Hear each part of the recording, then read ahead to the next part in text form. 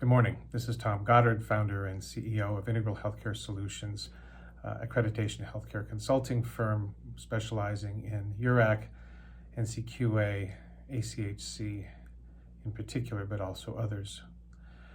Just want to reflect this morning on what I've read in the morning's healthcare news and a couple of ruminations about them. First of all, I get my first COVID vaccine tonight, probably Pfizer, a little drive-through operation I've got going at the University of Arizona here in Tucson. And I'm excited about it. I'm not judging anyone who, for their various reasons, are not getting it or are holding off on getting it until they can see more of the side effects, in particular cases like folks who have chronic viral issues. But I'm getting mine and I'm happy about it, happy to restore some level of comfort in myself about particularly flying. I haven't been on an airplane in a year, and airplanes have been a big part of my life, and just the notion of getting into a metal tube with 200 of my closest non-friends in such uncertain times has not felt safe or advisable, but this will now, I think, free me up to feel safe, at least safe enough. To fly again. Not that I have any clients who want me to come to their homes or their offices, but at least that's a growing possibility. I read that the Biden administration, on a totally different subject, the Biden administration is reaching out to a group of, I think, 8 states with a sweeter deal on Medicaid expansion. This is, as you'll recall, a feature of the ACA or Obamacare.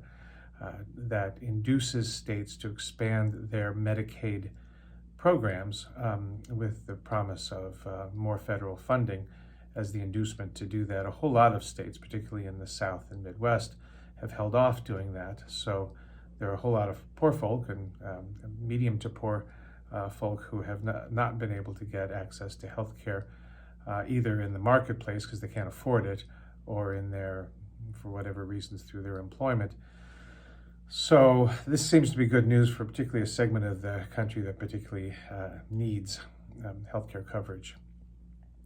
And then finally, I just want to comment on as my own sense of ease around the lifting of my own fears around COVID that comes with the vaccine tend to have me start to feel like engaging more in social encounters in the coming months. I'm noticing that Fauci and other folks who are in charge of looking at the public risk are freaking out because that whole attitude is spreading across the country. And I can understand their concern. We tend to act a little early, I think, on such matters. I think we're probably going to start, as a society, really relaxing lockdown measures too soon for public health sake. Because of our impatience to get out of the essential prison we've been living in for the last year. I'm not a big advocate of prisons, so if we can somehow balance our need to escape from our social consciousness to make sure that we aren't blowing up our hospitals and each other with taking undue risks with ourselves and with each other's health. It'll be interesting to watch. Frankly, I wouldn't bet a nickel that we'll do the right thing as a society in that regard. I think people's impatience will probably outweigh their prudence. And I think people will suffer and die as a result of that.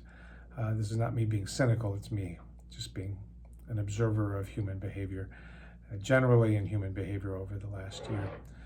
So it's an interesting time to watch from a public health perspective and to kind of incorporate that into our personal lives. At what point do we start feeling more comfortable walking into public spaces?